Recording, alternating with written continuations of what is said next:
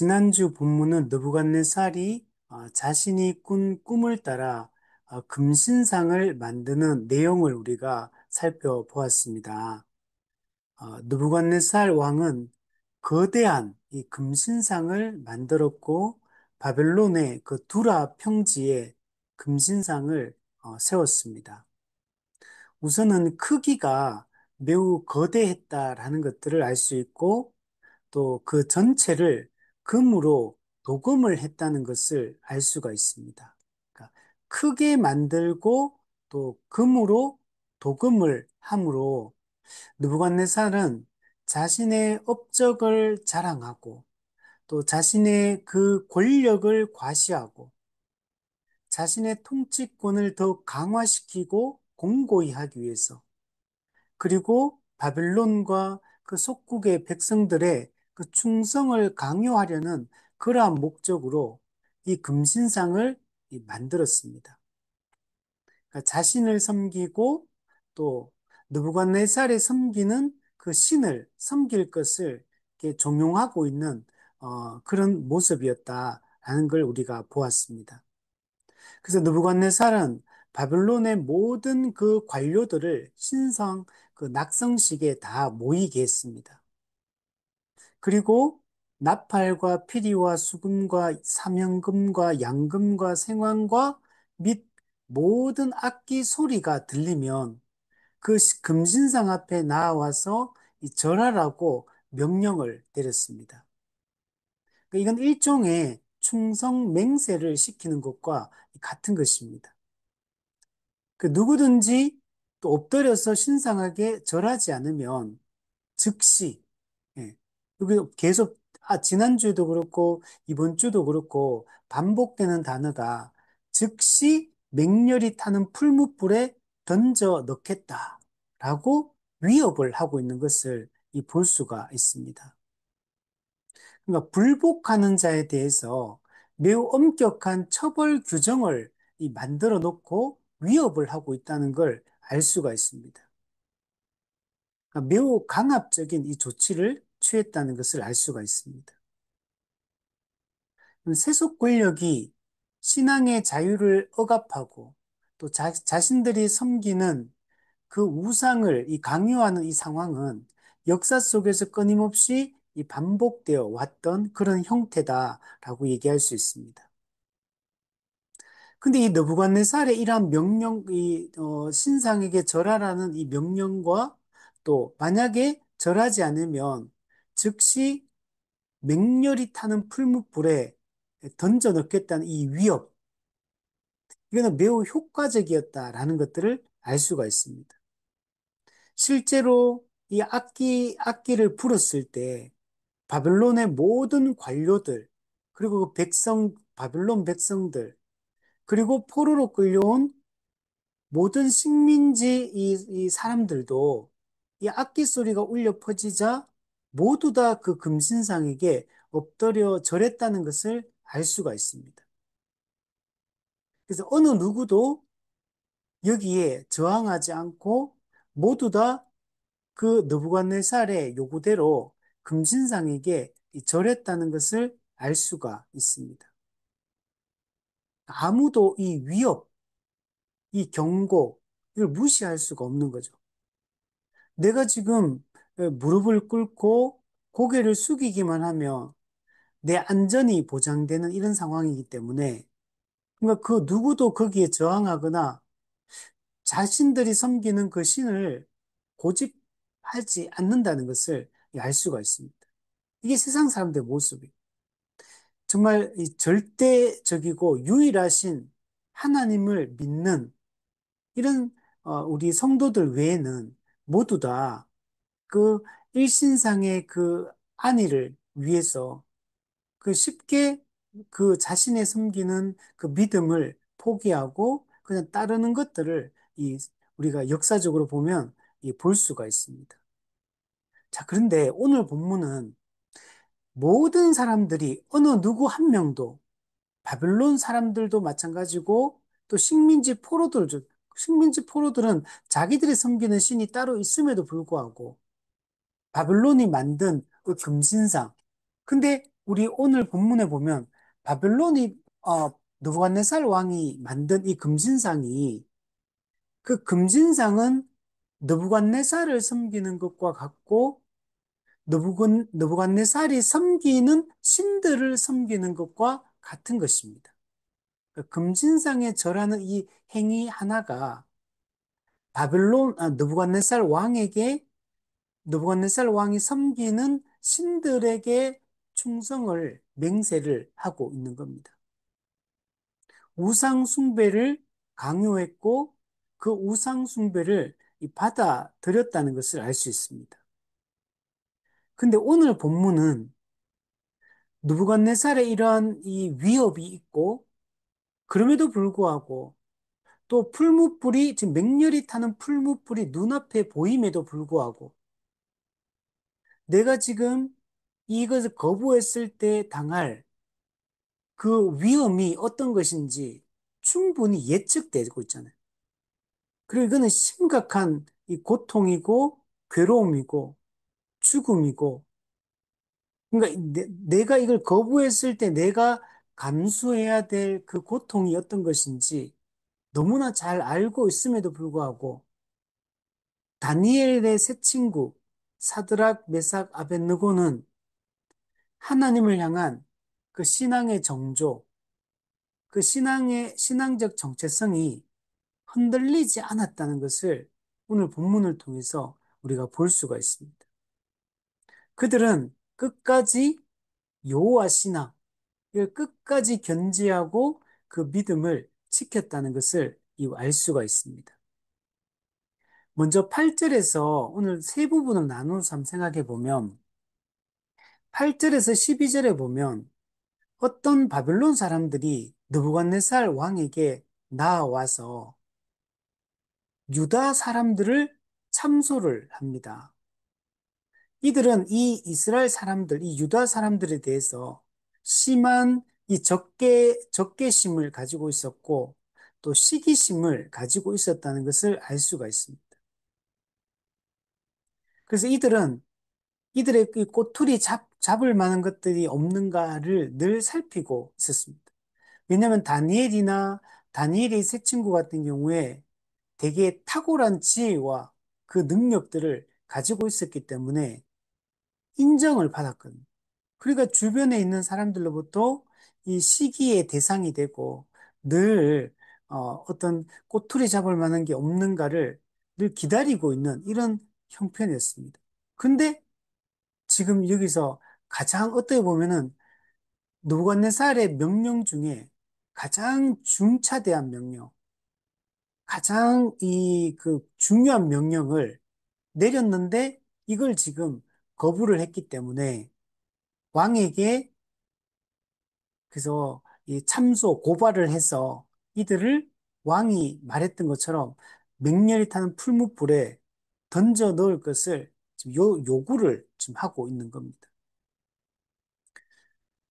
그래서 왕을 높이지도 않았고 이들은 왕이 섬기는 신들을 섬기지도 않았고 금신상에게 절하지도 않는다. 즉 왕의 그 명령이 내렸음에도 불구하고 그 왕의 명령을 지금 불복하고 있다고 고발을 하고 있는 겁니다. 이 금신상에게 절하지 않는 것은 단순한 문제가 아니라 느부갓네살 왕의 권위에 도전하는 것으로 받아들여질 수밖에 없습니다. 느부갓네살이 섬기는 그 신들의 권위에 도전하는 것과 같은 것입니다.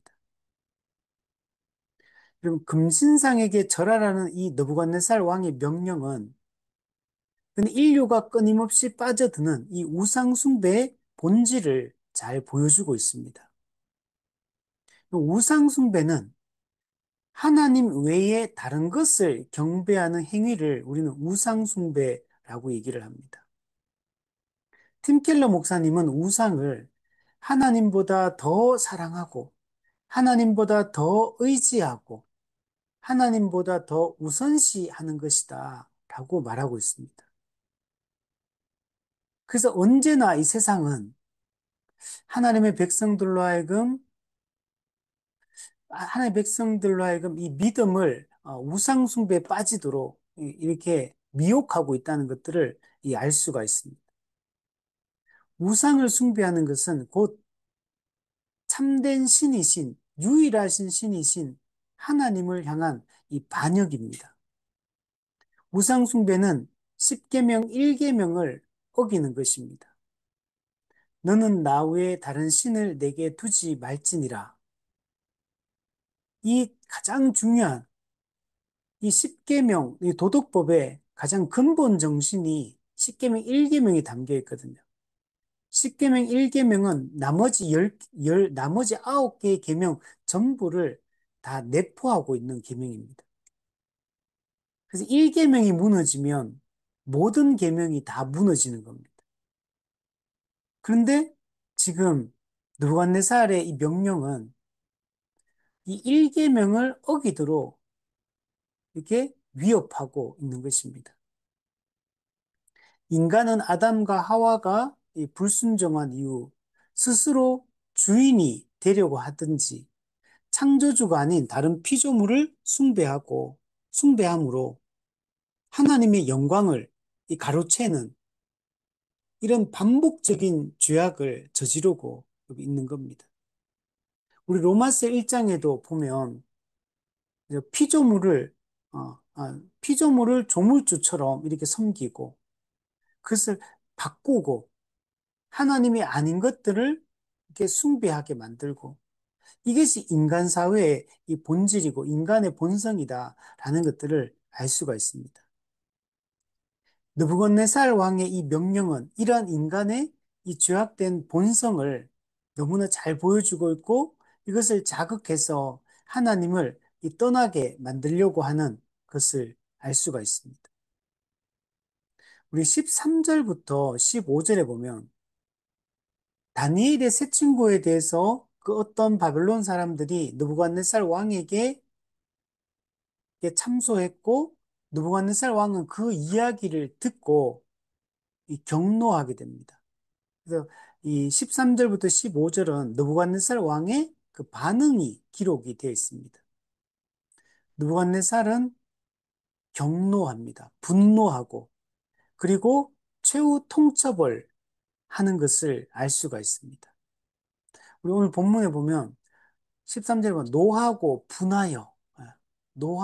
분하여 다니엘의 그 세 친구를 당장 끌어오라고 당장 잡아오라고 명령하고 있는 것을 볼 수가 있습니다. 그리고 잡아와서 뭐 하냐면 정말 왕의 신을 섬기지 않았고 금신상에게 절하지 않았는지 그 사실 여부, 진위 여부를 확인하는 것을 볼 수가 있습니다.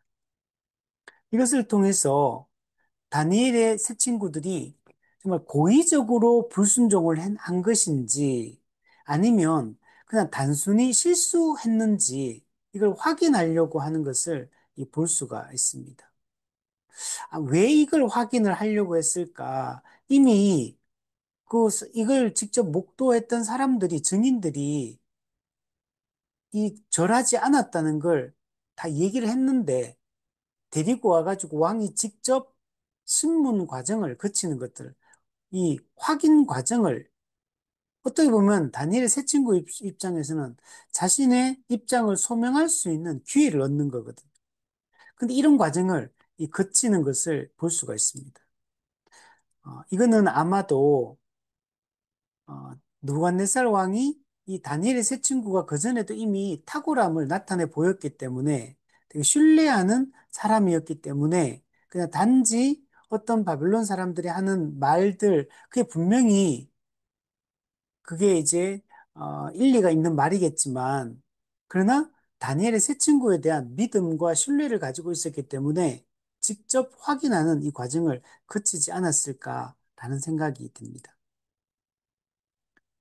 그래서 느부갓네살은 그걸 확인하고 질문을 하고 난 이후에 새 친구에게 다시 한번 금신상에 절할 수 있는 기회를 제공해주고 있는 것을 볼 수가 있습니다. 사실 이럴 필요도 사실 없거든요. 이미 변개할 수 없는 제국의 왕의 명령이 조서가 소리가 떨어졌고, 그 조서가 들린다. 떨어졌기 때문에 이걸 굳이, 이걸, 이게 다시 뭐 이렇게 절할 기회를 주고 이렇게 할 필요가 없거든요. 그냥 바로, 그 증인들도 있고, 또 직접 신문을 해서 그 새 친구가 우리 안 했다고 거짓말 안 하거든요. 그러면은 바로 적결 처분해서 맹렬히 타는 그 풀무불에 곧바로 던져 넣어도 되는데, 근데 다시 한번 이, 이 금신상에게 절할 수 있는 이 기회를 주고 있는 것을 통해서 이것을 통해서도 느부갓네살이 이 새 친구에게 예, 호의를 가지고 있었고 되게 신뢰하는 마음들이 얼마나 강했는가를 또 보여주고 있다라고 이렇게 생각이 됩니다. 뭐라고 얘기하냐면 이제라도 준비하였다가 악기 소리가 들리면 금신상에게 엎드려 절해라. 그러면 살려주겠다. 이렇게 일종의 회유를 하는 겁니다. 이 제안이기도 하고 회유이기도 합니다. 자, 그러나 만약 절하지 않으면 즉시 맹렬히 타는 풀무불에 던져 넣을 것이라고 또 경고하고 있는 것을 볼 수 있습니다. 그러니까 회유와 경고를 동시에 하고 있는 것을 볼 수가 있습니다. 그러면서 하는 말이 느부갓네살이 매우 오만한 아주 이게 교만한 질문을 던지는 걸 볼 수 있어요. 만약 너희가 절하지 않으면 내가 너희를 맹렬히 타는 풀무불에 던져 넣을 것인데 그때 능히 너희를 내 손에서 건져낼 신이 있겠느냐? 어떤 신이 너희를 내 손에서 건져내겠느냐? 그러면서 아무도 어떤 신도 이 내 손아귀에서 너희들을 건져낼 신은 없다. 라고 이렇게 이 질문의 형태를 빌어서 그러나 사실은 다니엘의 세 친구가 섬기는 그 하나님을 조롱하고 있는 겁니다. 이건 하나님의 주권에 대한 이 도전이자 하나님에 대한 이 조롱이라고 할 수 있습니다. 이만큼 느부갓네살이 아주 얼마나 완악하고 악하고 얼마나 정말 교만하고 오만한 그런 존재인지를 잘 보여줍니다. 그래서 이 느부갓네살은 하나님 없이 우상을 숭배하는 이 세속 권력의 이 본질을 잘 보여주고 있고 이 세상의 본질을 잘 보여주고 있다고 말할 수 있습니다. 자, 그리고 이제 16절에서 18절 말씀을 보면 다니엘의 새 친구들이 이 느부갓네살 왕의 이 회유와 또 경고를 듣고 거기에 대해서 이 반응하는 내용이 16절에서 18절 말씀입니다. 이 핵심은 아주 담대한 신앙 고백, 아주 분명한 신앙 고백, 확고한 이 신앙 고백을 하고 있는 것을 볼 수가 있습니다. 느부갓네살이 또 한 번의 새로운 기회를 주면서까지 이 세 친구들을 회유하고 세 친구들이 금신상에 절함으로 세 친구를 처벌할 일이 없기를 느부갓네살 왕은 그렇게 그런 입장을 취했는데 그런데 이 다니엘의 세 친구는 아무런 그 느부갓네살이 기대했던 그런 반응을 하지 않는 것을 볼 수가 있습니다. 대답하는데 뭐라고 대답하냐면 우리가 이 일에 대하여 왕에게 대답할 필요가 없나이다. 어, 이 일에 대해 왕에 대답할 필요조차도 없다. 아주 그냥, 그냥 다리를 탁 잘라버리는 거예요. 건너갈 다리, 살길을 그냥 딱 잘라버리는 겁니다. 단호하게 그냥 분명한 신앙 고백을 하고 있는 걸 볼 수 있습니다. 즉, 대답할 필요가 없다는 얘기는 다니엘의 세 친구는 어떻게 할지 우리 입장은 분명하다는 겁니다. 이미 결정을 내렸다. 이미 우리의 입장은 분명하다. 우리는 절대로 절하지 않겠다. 우리는 맹렬히 타는 풀무불, 예측되어지고 그 고통이 얼마나 심할지 분명히 눈앞에 그게 보이잖아요. 그럼에도, 그럼에도 불구하고 그것을 기꺼이 감수하겠다고, 기꺼이 여호와 신앙을 지키기 위해서 그 고통을 감수하겠다고 이렇게 분명하게 선포하고 있는 것을 볼 수가 있습니다. 여기에 대해서 한 신학자는 이렇게 말을 합니다. 다니엘의 세 친구의 대답은 왕의 질문 자체를 무의미하게 만들었다. 그죠? 왕에게 대답할 필요가 없나이다. 이렇게 말해버리니까 왕의 질문 자체를 무의미하게 만들었다. 그들은 더 이상 논쟁할 필요가 없다고 선언했는데 이는 이미 하나님의 법이 명확하며 우상을 숭배할 수 없다는 그들의 입장이 확고부동하기 때문이었다. 이는 단순히 무례한 태도가 아니라 진리에 대한 절대적인 확신에서 비롯된 담대함이다. 이렇게 말합니다. 그러니까 하나님에 대한 이 절대적인 확신과 신뢰, 여기로부터, 여기에서 이 담대함이 나오고 있다라고 얘기를 하고 있습니다. 우리는 이 다니엘의 세 친구의 이런 행동들을 우리가 이제 보면서 참 이게 얼마나 대단한 건지 우리는 감이 사실 잘 안 옵니다. 그냥 우리는 이런 거 보면 아, 그냥 그렇게 했구나 이렇게 하고 넘어가지만 이게 내 현실이 될 때는 전혀 다른 문제거든. 우리가 이 세상을 살면서도 다른 사람의 일에 대해서 삼자적 입장에서 뭔가를 얘기할 때는 되게 객관적으로 그 상황이 판단이 되고, 객관적으로 이야기를 하고, 그래서 상식적으로, 논리적으로 이해를 하지만, 그게 내 문제가 되는 순간, 그는 전혀 다른 문제가 되어버린다. 그렇게 객관적인 사람이, 그렇게 냉정하고 냉철한 사람이 내가 그 문제 앞에 탁 부딪히는 순간 매우 감정적으로 변한다는 거. 우리가 이런 얘기 하잖아요. 그 부부 사이에는 뭐 가족끼리는 이게 운전면허 연습을 같이 하지 마라. 이런 얘기 하잖아요. 예. 또 예를 들면 뭐 부모가 학원 선생님이에요. 근데 자기 자식은 가르치지 마라. 이렇게 하잖아요. 그 왜냐면 이거 내 문제거든, 이거는. 내 문제가 되면은 달라진다. 그래서 우리가 또 이런 얘기도 하잖아요. 다른 사람이 암에 걸린 문제보다 내 손톱에 가시 박힌 게 그게 나한테 더 신경 쓰이는 일이고 더 고통스러운 일이다.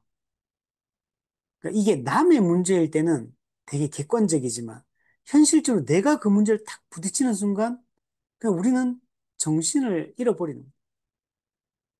어떻게 해야 될지 상황 판단도 정말 잘 안 되고 이게 너무나 힘겹게 느껴지고 고통스럽게 느껴진다는. 지금 풀무불이 지금 눈앞에 보이는데 이걸 지금 내가 지금 이렇게 말할 때 나한테 내가 감수해야 될 그 비용 계산이 얼마나 큰지 눈에 뻔히 보이는데 이걸 선택하는 게 쉬운 일이 아닙니다. 이게 그냥 순간에 끝나는 문제가 아니잖아요. 이게. 내가 오랫동안 이걸 책임져야 될 문제이기 때문에 어려운 문제예요. 그런데 다니엘의 세 친구는 전혀 그 회유와 위협에 대해 전혀 동요하지 않는다는 걸 알 수가 있습니다. 저는 흔들림이 없어요. 너무나 너무나 확고하게, 단호하게 자기 입장을 말하고 있는 것을 볼 수가 있습니다. 그 yes, no가 선명하죠. 왜 하나님의 뜻이 선명하기 때문에 이게 불분명할 이유가 없어요. 하나님이 뭘 원하시느냐?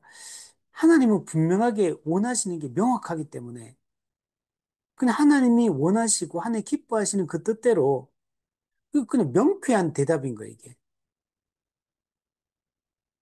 그래서 이렇게 말합니다. 또 이렇게 또 합니다. 우리가 섬기는 하나님이 맹렬히 타는 풀무불 가운데서 능히 건져낼 것이며 왕의 손에서도 건져내실 것이다. 그러니까 맹렬히 타는 풀무불에 던져지겠지만 하나님이 거기서 능히 건져내실 것이다.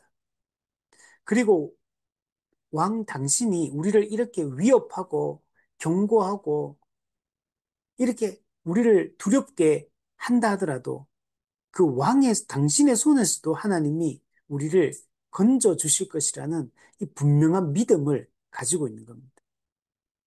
하나님의 주권에 대한 하나님의 전능하심과 자기 백성을 향한 하나님의 보호하심에 대한 온전한 신뢰를 가지고 있는 것을 볼 수가 있습니다.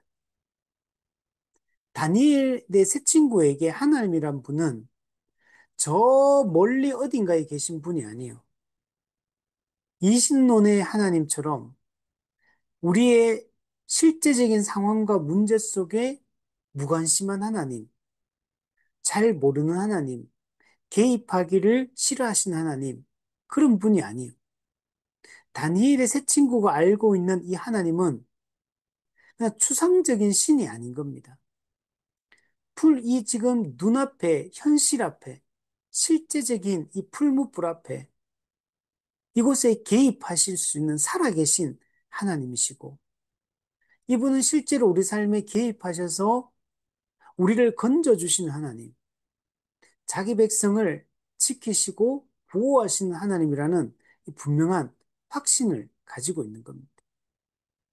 우리 베드로전서 1장에도 보면 하나님의 보호하심에 대한 얘기예요. 하나님께서 우리의 이 구원의 완성, 최종적인 구원에 우리가 이르게 될 때까지 하나님이 능력으로 우리를 보호하신다라는 얘기가 있거든요. 하나님은 우리의 진정한 보호자가 되시고 우리의 견고한 반석이 되시고 우리가 피할 바위가 되시는 분입니다. 근데 더 놀라운 것은 이어서 다니엘 세 친구가 뭐라고 얘기하냐면 그렇게 하지 아니하실지라도 우리가 왕의 신들을 섬기지도 아니하고 왕이 세우신 금신상에게 절하지도 않겠다라고 이렇게 이야기를 하고 있는 겁니다. 이게 진짜 놀랍죠. 우리 찬양 중에도 있잖아요. 그리 아니하실지라도 네. 그렇게 하지 아니하실지라도 즉 이 말은 뭡니까? 풀무불에 던져졌을 때 하나님이 우리를 건져 주실 거라는 그 확신을 가지고 있었는데 혹시 하나님이 우리가 풀무불에 던져졌을 때 우리를 건져내 주시지 않을지라도 우리를 그 고통 속에 하나님께서 그냥 두실지라도 그래도 우리가 왕의 신들을 섬기지 않고 금신상에게 절하지 않겠다. 이 말은 뒤집어서 생각하면 하나님을 향한 그 믿음을 우리가 끝까지 견고히 지키겠다. 하나님을 배반하지 않겠다. 우상을 숭배하지 않겠다. 라고 분명하게 선포하고 있는 겁니다. 하나님이 건져주시지 않을지라도 결코 우상에게 절하지 않겠다. 단호한 신앙의 이 절개를 보여주고 있는 겁니다. 그래서 칼빈은 이 18절 말씀을 참된 믿음의 시금석이다. 이렇게 봤습니다. 참된 믿음은 여기서 분명하게 드러나는 거죠. 우상에게 절하면 거짓 믿음일 것이고, 내가 비용 계산을 해서 이 풀무불에 던져지는 이 고통이 눈앞에 있음에도 불구하고, 충분히 예상됨에도 불구하고, 여호와 신앙을 끝까지 지키고 우상 숭배를 거부한다면 이것이 참된 믿음인지 아닌지를 판단하는 시금석 역할을 한다는 겁니다. 이건 엄청난 믿음의 시험이거든요. 근데 다니엘의 세 친구는 하나님이 그들을 구원하실 능력을 가지고 있다는 사실, 그리고 그분은 자기 백성을 지키고 보호하신다는 사실을 전혀 의심하지 않고 있는 걸 볼 수 있어요. 그리고 하나님께 자신을 그냥 온전히 맡기는 겁니다. 그 모든 인간적 두려움을 여호와 하나님에 대한 이 신뢰를 통해서 그것을 다 걷어내고 있는 것입니다. 찰스 스펄전도 여기에 대해서 새 친구는 하나님의 능력뿐만 아니라 하나님의 지혜와 그분의 뜻에 대한 완전한 신뢰를 가지고 있었다. 이것은 그리스도인의 삶에서 가장 높은 형태의 믿음이다. 이것은 우리가 고난 속에서도 흔들리지 않을 때 비로소 진정한 믿음이 된다. 우리 여러분, 참된 믿음은 우리 복음의 기초 국어에서 공부했던 것처럼 비용 계산이 요구되는 겁니다. 참된 믿음을 판가름할 때 우리가 자기 부인이 있느냐, 그리고 또 이웃 사랑을 실천하느냐, 그리고 비용 계산하느냐, 이것을 보면 참된 믿음을 가진 참된 제자인지 아닌지를 우리가 판단할 수 있는 겁니다. 이 고난을 각오하고 이 비용 계산을 한다면 가장 높은 형태의 이 믿음을 가지고 있다. 정말 순수하고 참된 믿음을 가지고 있다라고 말할 수가 있는 겁니다. 그러니까 하나님에 대한 이 신뢰, 하나님의 성품에 대한 하나님의 능력에 대한 이 신뢰를 분명히 가지고 있었습니다. 게알더스 보스도 이들은 하나님의 구원 능력을 믿었을 뿐만 아니라 하나님과의 언약 관계에서 오는 절대적인 충성을 보여주었다. 그리 아니하실지라도라는 것은 단순한 체념이 아니다. 이것은 하나님과의 언약 관계에서 오는 견고한 확신과 충성심의 표현이다. 하나님은 신실하시기에 그분의 언약 백성 또한 신실함을 요구받는다. 즉, 여기에서 하나님은 자신의 그 신실함을 나타내고 계시거든. 그럼 이제 우리 차례인 겁니다. 우리가 하나님 앞에서 우리의 신실함을, 이 신실함을, 이 누구지, 갈렙을 보면 갈렙을 표현할 때 항상 이 충성스럽다라는 표현을 반복적으로 쓰고 있거든요. 그 충성스럽다는 말 다른 번역들은 신실하다 이렇게 번역해요. 그 갈렙이 그 위기 상황 속에서도 얼마나 신실한지 모르잖아요. 충성스럽잖아요. 이 산지를 내게 주소서. 이 철병거가 있고 그런데도 두려워하지 않고 이 산지를 내게 주소서. 하나님의 약속의 말씀을 붙잡고 그는 그 이 산지를 달라는 게 단지 뭐 부동산에 대한 욕심 때문에 그걸 하는 게 아니고 하나님의 언약을 붙잡는 행위인 겁니다. 하나님의 그분이 약속하신 하나님 나라에 대한 그것에 대한 이 소망과 기대를 표현하고 있는 것. 여러분, 하나님이 신실하신 분이고, 언약적 신실함을 가진 분이고, 이제 우리도 이 신실함을 요구받고 있는 겁니다. 우리가 이제 하나님께 앞에 충성스럽고, 우리가 순종하는 주의 백성으로 우리의 믿음을 나타내야 되는 겁니다. 그리고 참된 믿음은 행함으로 나타내 보여야 되는 겁니다. 고난 속에서도 고난을 각오하고 그리스도를 따르기로 작정해야 되고 비용 계산을 하기로 작정해야 되고 자기를 부인하기로 즉 자기 십자가를 지기로 죽기로 작정을 해야 됩니다. 그때 우리의 믿음의 참됨이 증명되는 겁니다. 이 다니엘의 새 친구가 보여주는 이 믿음은 히브리서 11장에서 수많은 믿음의 선진들이 보여주었던 바로 그 믿음인 겁니다.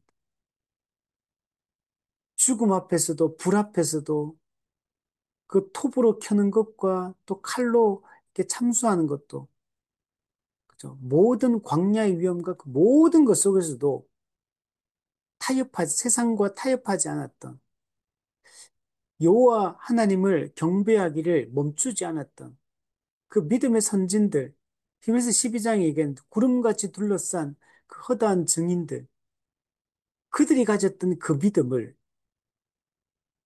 오늘 본문에 이 다니엘 세 친구도 가지고 있다는 것을 알 수가 있고, 이것은 오늘 우리 신약 시대를 살아가는 또 우리가 본받아야 될 우리의 믿음이기도 한 겁니다. 우리도 이 다니엘 세 친구와 같이 오늘 우리의 현실 속에서 이 시대적 정황 속에서 우리 믿음을 나타내야 됩니다. 우리가 조금만 타협하면 쉽게 갈 수 있는 넓은 길이 있습니다. 우리 철로역정에도 보면 끊임없이 넓은 길로 가라고 마귀는 유혹하는 걸 볼 수 있어요. 이 길은 쉽고 편하다. 이 길은 어, 두렵지 않다. 그래서 계속 우리를 위협합니다. 그러나 그 길은 처음에는 달콤하지만 그 길은 곧은 길, 똑바로 일직선으로 걸어가야 되는 그 좁은 길, 왕의 대로, 그 왕의 도로에서 벗어나게 만드는 길이에요. 그러면 우리는 영원한 천국에 도달할 수가 없는 겁니다. 오늘 우리도 다니엘 세 친구처럼 이런 신실한 믿음을 우리도 가지고 우리 살아갔으면 좋겠습니다. 이것은 삼위 하나님에 대한 신뢰와 확신, 그분의 사역과 그분의 또 약속에 대한 신뢰로부터 이 믿음이 나오는 겁니다. 우리 이 말씀을 가르치고 선포함으로 우리가 믿음을 갖게 됩니다. 그 우리 성례를 시행함으로 이제 우리의 믿음을 더 강화시키는 역할들을 하거든요. 오늘 우리도 이미 예수 믿고 구원받은 자로서 날마다 우리의 믿음을 더 선명하고 분명하게 우리는 세워 가야 되는 겁니다. 근데 이거는 우리의 힘만으로는 안 돼요. 믿음은 은혜로 주어지는 것입니다. 그래서 믿음으로 우리가 구원을 받은 자들은 또한 믿음으로 죄 죽이기와 또 의를 행하고 선을 행하며 살아가는 이것은 우리 힘만으로는 안 되고 하나님의 은혜가 주어져야 됩니다. 성령께서 우리 가운데 역사하실 때만 그 성령의 능력으로 우리는 믿음으로 시작할 뿐만 아니라 믿음으로 살아가게 되고 믿음으로 완성되게 되는 것입니다. 우리 정리를 하면 오늘 우리는 다니엘의 세 친구의 이 단호한 신앙의 이 절개를 우리는 보게 됩니다. 그리고 그들이 하나님께 대하여 얼마나 하나님을 신뢰하고 또 하나님 말씀에 순종하는 삶을 살아가고 있는지를 우리는 보게 됩니다. 맹렬히 타는 풀무불 앞에서도 타협하지 않고 여호와 신앙을 선택하는 이 믿음을 오늘 우리도 본받아야 됩니다. 여러분, 진정한 구원이라는 것은 고난이 없는 삶을 말하는 게 아닙니다. 고난 속에서도 하나님을 신뢰하는 것이 진정한 믿음이다. 오늘 우리의 삶 속에서도 어려움이 있고 고난이 있을 겁니다. 그렇지만 그 속에서도 우리가 뒤로 물러나 침륜에 빠지지 않고 믿음을 타협하지 않고 우리가 끝까지 하나님을 향한 이 사랑과 이 신뢰를 우리가 포기하지 않는 것. 이게 우리의 진정한 믿음이요, 진정한 구원이라고 할 수 있습니다. 우리는 하나님은 고난 중에 있는 자기 백성을 건져주시는 분이심을 우리 분명히 믿어야 됩니다. 예수 그리스도께서 십자가 사역을 통해 우리를 근본적으로 건져주셨을 뿐만 아니라 우리가 살아가는 동안에도 하나님은 자기 백성의 그 아픔과 고통을 아시는 아버지라는 사실을 우리가 기억을 해야 됩니다. 또 혹시 그리 아니하실지라도 혹 우리를 현실적인 어려움으로부터 건져주시지 아니할지라도 하나님에 대한 신뢰를 잃지 않고 우리에게 때로는 환난과 고난이 이해할 수 없는 그런 어려움이 닥치게 되겠지만 그때도 그리 아니하실지라도 그렇게 하지 아니하실지라도 우리는 우상을 섬기지 않고 오직 하나님만 섬기겠다고 이렇게 말할 수 있는 이해되지 않는 고난이 찾아올 때도 끝까지 여호와를 섬기겠다고 말할 수 있는 그런 우리가 되었으면 좋겠습니다. 그리고 우리의 믿음은 결과에 의해 좌우되는 게 아니에요. 예를 들면 병든 사람, 병든 신자가 그 질병으로 죽었다고 해서 그 사람의 인생이 믿음이 없거나 실패한 인생이 아니라는 것. 우리가 하는 일들이 계획이 틀어지고 우리가 망하는 것처럼 보이고 세상적으로 볼 때는 그렇다고 해서 그것이 우리의 정체성을 결정하는 게 아니라는 것. 그러면 진정한 믿음은 우리가 원하는 대로 상황이 풀리지 않고 풀무불 같은 고난이 지속될지라도 하나님을 여전히 신뢰하고 하나님을 향한 순종을 포기하지 않는 것이 진정한 믿음인 겁니다. 그래서 우리가 한국 교회에서 이 성결 운동 때부터 나왔던 2차 대각성 때도 그때 출발했던 이 간증이라는 거. 이 간증이 이 다 성공한 거, 잘 된 거, 안 좋다가 상황이 좋아진 거, 이런 것들이 다 간증의 주류를 이루고 있는 걸 볼 수 있어요. 그럼 그게 진정한 간증이 아닙니다. 참된 간증은 내가 원하는 대로 안 되고, 고난이 있음에도 불구하고, 여전히 고난 속에 있음에도 불구하고, 지금도 여전히 하나님을 신뢰하는 게 그게 진정한 간증입니다. 세상과 타협하지 않고, 세상에 동화되지 않고, 여전히 하나님을 향한 신뢰를 놓치지 않고, 고난을 감수하고 믿음으로 계속 살아가는 거. 하나님을 바라보는 거. 그의 얼굴을 구하는 삶의 태도. 이것이 진정한 믿음이요. 이게 진정한 우리의 간증이다. 끝까지 우리도 이 길을 걸어갈 수 있으면 좋겠어요. 우리 철로역정에 보면 크리스찬이 그 천국을 향해 걸어가는데 수많은 그런 그 이제 위협과 또 유혹과 이 공격과 이런 걸 당하면서 갑니다. 그래서 크리스찬이 하나님의 전신갑주로 입고 영적 전투를 하면서 천국을 향해 나아가는데 매번 싸울 때마다 전쟁에서 승리하고 매번 잘 돼가지고 그냥 하나님의 전신갑주가 뭐 흙도 안 묻고 상처도 안 나고 이렇게 살아가는 게 신앙생활이 아니라 하나님의 이 조류를 거스르는 이 세속의 물결과 악한 마귀와 육체의 정욕과 세상 풍조와 그리고 그게 교회 바깥에만 그런 게 아니에요. 교회 안에도 이미 우리를 참된 믿음을 무너뜨리는 수많은 왜곡된 가르침과 왜곡된 요소들이 들어와 있죠. 내, 내 주변에 있는 사람들이 내 믿음을 무너뜨리고 거짓된 것들을 강요하고 그래서 거기에 영향을 받으며 살고 있죠. 그래서 이런 천국을 향해 걸어가는 이 순례의 여정은 그런 것들과 싸움을 가는 거. 이 다수결의 이 다수결대로 우리 살아가는 게 아니라